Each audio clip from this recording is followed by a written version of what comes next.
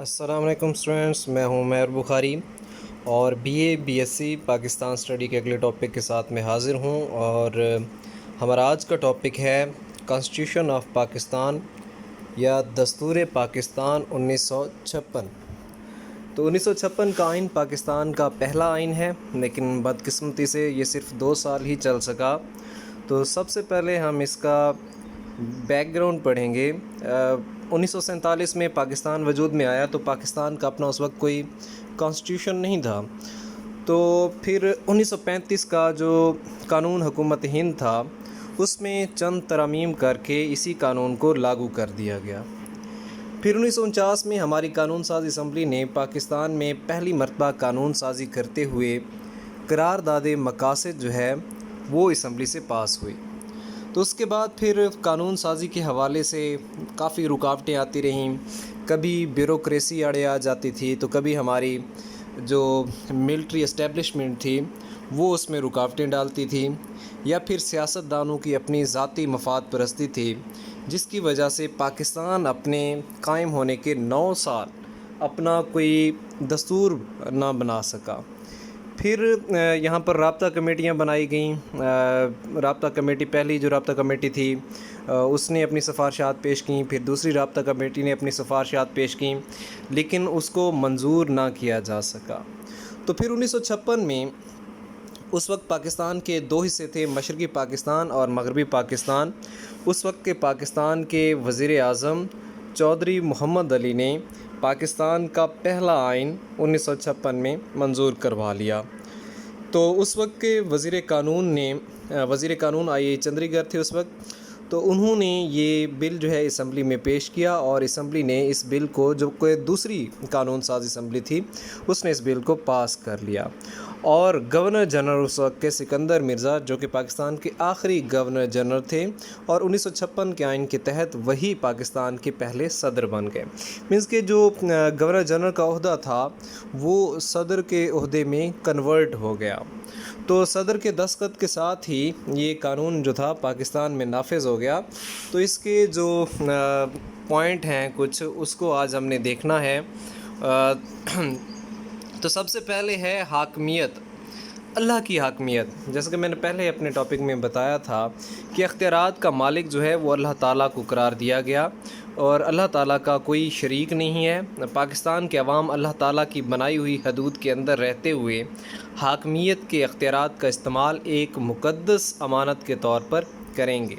مطلب کہ اصل حاکم کون ہے؟ ہم مسلمانوں کا ایمان ہے کہ اصل اس دنیا کا، اس ملک کا حاکم جو ہے وہ اللہ تعالیٰ ہے، اختیارات اللہ تعالیٰ کے پاس ہیں، اور پاکستانی عوام جو ہے اس کو امانت کے طور پر استعمال کرتی ہے۔ اس کے بعد ہے قانون سازی کی بنیاد۔ پاکستان میں قوانین جو ہیں قرآن و سنت کی روشنی میں وضع کیے جائیں گے۔ پاکستان میں کوئی بھی ایسا قانون نہیں بنایا جا سکتا جو قرآن و سنت کی روشنی کے خلاف ہو، مینس کہ قرآن و سنت کے منافی کوئی قانون نہیں بنایا جائے گا۔ ملک کا نام 1956 کے آئین کے تحت ملک کا نام اسلامی جمہوریہ پاکستان رکھا گیا۔ اس کے بعد ہے صدر کا مسلمان ہونا۔ 1956 کے آئین میں صدر پاکستان کے لیے مسلمان ہونا لازمی قرار دیا گیا، تاہم وزیر اعظم کے لیے مسلمان ہونے کی شرط نہیں رکھی گئی تھی۔ لیکن ہمارا موجودہ جو آئین ہے 1973 کا آئین، اس میں صدر اور وزیر اعظم دونوں کا مسلمان ہونا لازمی ہے، لیکن یہ ہم پڑھ رہے ہیں 1956 کا آئین۔ تو صدر جو ہوتا ہے وہ ہیڈ آف دا اسٹیٹ ہوتا ہے، اور وزیر اعظم جو ہوتا ہے وہ ہیڈ آف دا گورنمنٹ ہوتا ہے۔ مینس کہ ہیڈ آف دا اسٹیٹ کے لیے مسلمان ہونا لازمی قرار دیا گیا۔ اس کے علاوہ ہے اسلامی اصولوں کی پابندی۔ 1956 کے آئین کے افتتاحیہ میں کہا گیا کہ پاکستان ایک جمہوری ملک ہوگا جس میں انصاف، آزادی اور مساوات کے اسلامی اصولوں کے مطابق نظام حکومت قائم کیا جائے گا۔ اس کے علاوہ ہے اسلامی نظام زندگی۔ آئین میں اس بات کا اعادہ کیا گیا کہ پاکستان کے عوام کو اس قابل بنایا جائے گا کہ وہ انفرادی اور اجتماعی زندگیوں کو قرآن و سنت کے مطابق ڈھال سکیں۔ مینس کہ ایسی فضا پیدا کی جائے گی کہ عوام اپنی زندگیاں اسلام کے اصولوں کے مطابق گزار سکیں۔ اس کے علاوہ ہے اسلامی اقدار کی حفاظت۔ آئین میں اسلامی اقدار کے تحفظ اور برائیوں کے خاتمے کی ضمانت دی گئی، اور اس بات کا اعادہ کیا گیا کہ ملک سے سود، عصمت فروشی، جوا اور شراب کا خاتمہ کیا جائے گا۔ اس کے علاوہ زکوٰۃ اور اوقاف 1956 کے آئین میں اس بات کی وضاحت کی گئی کہ پاکستان میں زکوٰۃ و اوقاف کا نظام رائج کیا جائے گا۔ زکوٰۃ مینس کہ امیروں سے لے کر، جو اسلام میں ایک ٹیکس ہوتا ہے، امیروں سے لے کر غریبوں کو دیا جاتا ہے، اور اوقاف کا مطلب ہوتا ہے وقف کیا گیا، مینس کہ حکومت کی طرف سے جو مذہبی ادارے ہیں ان کے لیے وقف کیا جائے گا، ادارہ بنایا گیا۔ اس کے بعد ہے فلاحی ریاست۔ 1956 کے آئین میں پاکستان کو ایک فلاحی ریاست بنانے، ملک سے غربت کے خاتمے اور مزدوروں کے لیے کام کرنے کے اوقات بہتر بنانے کا اعادہ کیا گیا، اور تمام شہریوں کو روٹی، کپڑا، مکان اور طبی سہولتیں فراہم کرنا حکومت کی ذمہ داری قرار دی گئی۔ فلاحی ریاست مینس کہ جو عوام کے حقوق کا خیال رکھتی ہے، عوام کی فلاح و بہبود کے لیے کام کرتی ہے، اس کو فلاحی ریاست کہا جاتا ہے۔ اسلامی ممالک سے دوستانہ تعلقات۔ دستور میں حکومت پاکستان پر زور دیا گیا کہ وہ تمام اسلامی ممالک سے دوستانہ تعلقات قائم کرے، مینس کہ جتنے بھی مسلمان ملک ہیں ان کے ساتھ برادرانہ یا دوستانہ تعلقات قائم کیے جائیں گے، یہ ہمارا قانونی فرض تھا حکومت کا۔ اس کے علاوہ اقلیتوں کے حقوق کا تحفظ۔ اقلیتیں مینس کہ جو غیر مسلم تھے پاکستان میں، 1956 کے آئین میں غیر مسلم اقلیتوں کے حقوق کے تحفظ کی ضمانت دی گئی، نیز انہیں ملکی، مذہبی اور ثقافتی آزادی دینے کا بھی وعدہ کیا گیا۔ اس کے علاوہ عدلیہ کی آزادی۔ 1956 کے آئین میں عدلیہ کی آزادی کا خاص لحاظ رکھا گیا۔ اعلان کیا گیا کہ عدلیہ کو انتظامیہ سے علیحدہ کر دیا جائے گا۔ پاکستان کی اعلیٰ عدالتوں، سپریم کورٹ اور ہائی کورٹس کو آئین کی حفاظت کا اختیار حاصل ہوگا۔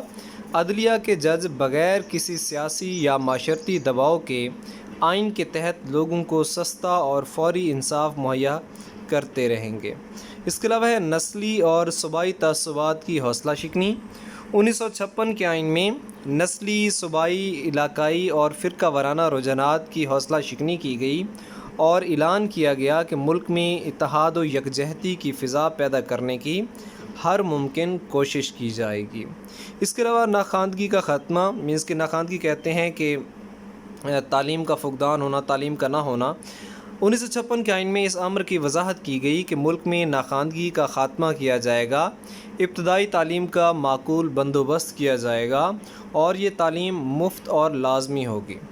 بالغوں کو تعلیم دینے کا بھی معقول بندوبست کیا جائے گا تاکہ ملک میں خواندہ افراد کی تعداد میں زیادہ سے زیادہ اضافہ ہو سکے۔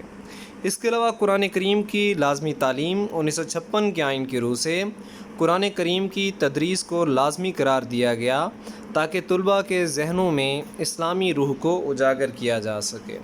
اس کے علاوہ ادارہ تحقیقات اسلامی یا اسلامک ریسرچ انسٹیٹیوٹ۔ 1956 کے آئین کے تحت ادارہ تحقیقات اسلامی قائم کیا جائے گا جو اسلامی تعلیمات کی روشنی میں جدید زمانے کے مسائل کا حل پیش کرنے کے لیے تحقیقی کام کرے گا۔ اس کے علاوہ ہے جی سود کا خاتمہ۔ 1956 کے آئین میں اظہار کیا گیا کہ پاکستان میں سود کے خاتمے کے لیے ہر ممکن اقدامات کیے جائیں گے۔ موجودہ جو ایک بینکاری کا نظام ہے وہ سودی نظام ہے۔ اسلام میں یہ گناہ ہے اور خدا اور اس کے رسول کے ساتھ جنگ تصور کیا جاتا ہے، تو آئین میں یہ شک رکھی گئی کہ یہ جو ہے سود کا خاتمہ اس لیے کیا جائے گا کیونکہ یہ غیر شرعی اور غیر اسلامی ہے۔ اس کے علاوہ ہے ادارہ تحقیقات اسلامی، اور یہ ہم دونوں ہیڈنگز پڑھ ہی چکے ہیں تقریباً۔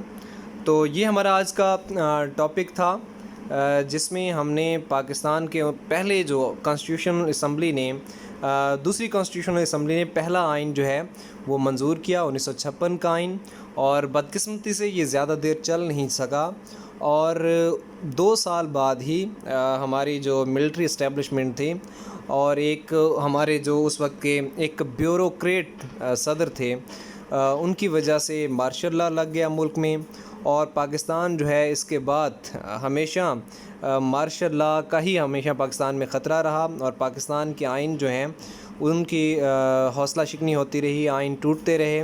تو بس بدقسمتی پاکستان میں یہ ہے کہ نہ صرف یہاں پر ملٹری اسٹیبلشمنٹ ہمیشہ انٹروین کرتی ہے، بلکہ ہمیشہ ہماری جو سول ہماری جو ایک وہ ہے حکومت، وہ بھی ان کی پارٹیز کے اندر بھی ہمیشہ جو ہے وہ ڈکٹیٹرشپ کا ایلیمنٹ رہا ہے، جس کی وجہ سے ہمارے پاکستان میں ڈیموکریسی اتنا کامیاب ابھی تک نہیں ہو سکی۔ یہ ہمارا آج کا ٹاپک تھا، انشاءاللہ کل اگلے ٹاپک کے ساتھ حاضر ہوں گے۔ اللہ حافظ۔